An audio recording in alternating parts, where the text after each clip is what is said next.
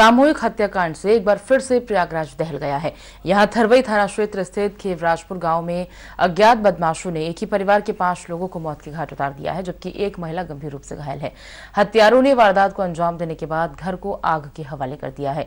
इस हत्याकांड से इलाके में सनसनी फैल गई है। जानकारी के मुताबिक मरने वालों में 55 वर्षीय राजकुमार, 50 वर्षीय कुसुम, 25 साल की मनीषा, 30 वर्षीय सविता और 2 साल की मासूम साक्षी शामिल है।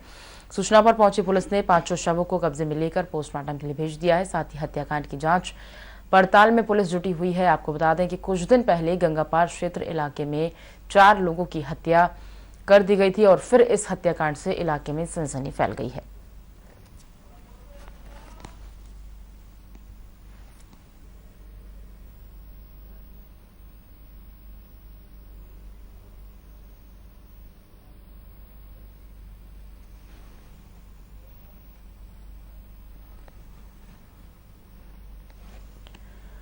तो सामूहिक हत्याकांड में से एक बार फिर से प्रयागराज दहल गया है। यहां थरवई थाना क्षेत्र स्थित खेवराजपुर गांव में अज्ञात बदमाशों ने एक ही परिवार के 5 लोगों को मौत के घाट उतार दिया है, जबकि एक महिला गंभीर रूप से घायल है।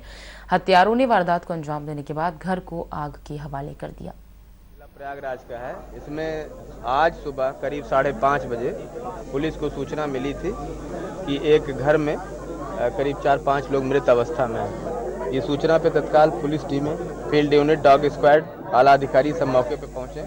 मैं स्वयं भी मौके पहुंचा हूं। यहाँ पे पाया गया कि इस घर के मुखिया जो हैं राजकुमार, राजकुमार की पत्नी, राजकुमार की बहू और उनकी 2 नतनियाँ और राजकुमार की बेटी, तो कुल 5 लोग इसमें मृत थे। एक उनकी नातिन है या पोती जिसको कहें, वो 5 साल की हैं, वो जीवित हैं। इस प्रकार से 6 लोगों का ये जो यहाँ पे लोग रात में सो रहे थे उसमें से 5 लोग मृत हैं। एक बेटी 5 साल की है, वो जीवित है। उससे पुलिस उसको संभाल रही है और आगे की कार्रवाई कर रही है। मौका मुआयना जब किया गया तो ये पाया गया कि घर के एक बेडरूम में आग भी लगी हुई थी, जिसको दमकल के द्वारा बुझाया गया। अभी ससुराल पक्ष वाले, जो उसमें मृतका है सविता, ससुराल पक्ष वाले और इनके घर के पक्ष वाले, इनके पति वगैरह यहाँ पे पहुँच गए हैं। उनसे बातचीत की जा रही है। वो जो भी तहरीर देंगे तत्काल ही उसको मुकदमा में कन्वर्ट किया जाएगा, दर्ज किया जाएगा। पूरे प्रकरण में 7 टीमें बनाई गई हैं। 7 टीमों को अलग अलग काम दिए गए हैं। फील्ड यूनिट और डॉग स्क्वाड ने भी सबूत इकट्ठे कर लिए हैं। बॉडी का पोस्टमार्टम के बाद भी तमाम चीज़ें निकल के सामने आएंगी कि मृत्यु कैसे कारित की गई, जो भी उनके साथ हुआ वो सारी चीज़ें क्लियर हो जाएंगी। जो भी तहरीर मिलेगी उसके आधार पे और अन्य साक्ष्यों के आधार पे इसमें कड़ी कार्रवाई की जाएगी।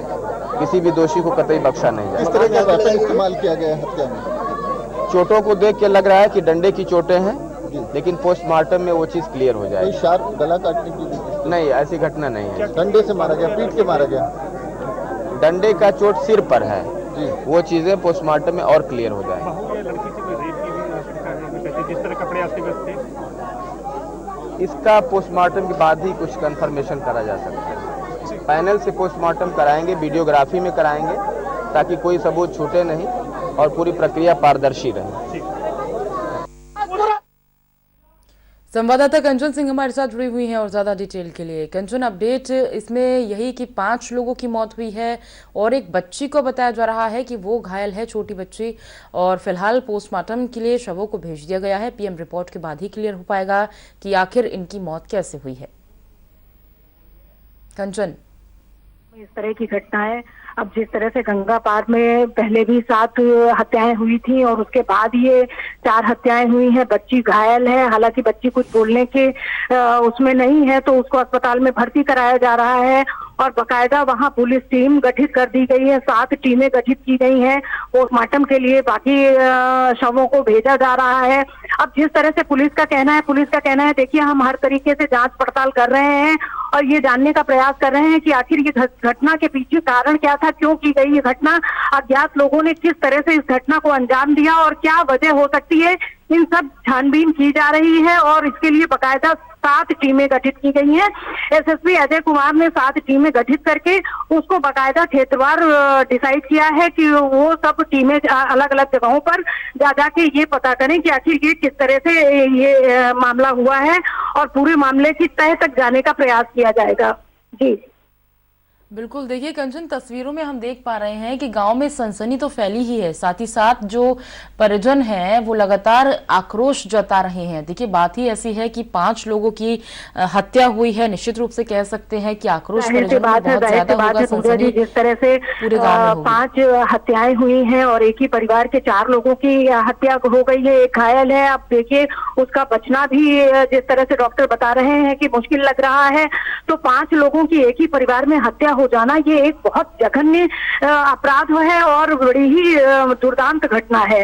तो कोई भी परिवार का होगा तो वो तो उस पर आवाज उठाएगा ही। और उसके पहले ही हम आपको बता चुके हैं कि जो गंगा पार का इलाका है इसमें 5 हत्याएं सामूहिक पहले भी हुई थी, फिर 2 हत्याएं हो गई थी, फिर ये लगातार 4 हत्याएं होना। तो लगातार जो सिलसिला चलता चला आ रहा है, आखिर इसके पीछे कारण क्या है? पुलिस छानबीन क्यों नहीं कर पाई? पहले वाली घटना अभी भुलाई नहीं जा सकी थी और ये घटना एक फिर खड़ी हो गई। तो कहीं ना कहीं ये जरूर समझा जा सकता है कि पुलिस देखिए इसमें कहीं ना कहीं तो ढील मानी जा सकती है।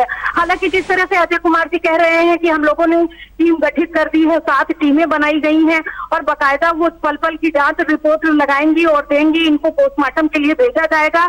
ये सारी बातें तो सामने निकल कर आती हैं, लेकिन आखिर पहले ही क्यों नहीं इस पे कदम उठाया गया? जब 7 हत्याएं पहले हो चुकी थी तो उसके पहले ही क्यों नहीं सुरक्षा के पुख्ता इंतजाम किए गए और इस तरह की घटना फिर से आ गई, सामने खड़ी हो गई? तो जाहिर सी बात है ग्रामीणों में बहुत आक्रोश है, उस जगह के लोगों में आक्रोश है, परिवार में आक्रोश है कि आखिर इस तरह से लगातार हत्याएं हो रही हैं पुलिस की नाक के नीचे। बिल्कुल बिल्कुल, देखिए बहुत स्वाभाविक है ये आक्रोश करना। कंचन, क्या परिजनों ने किसी पे शक जाहिर किया है?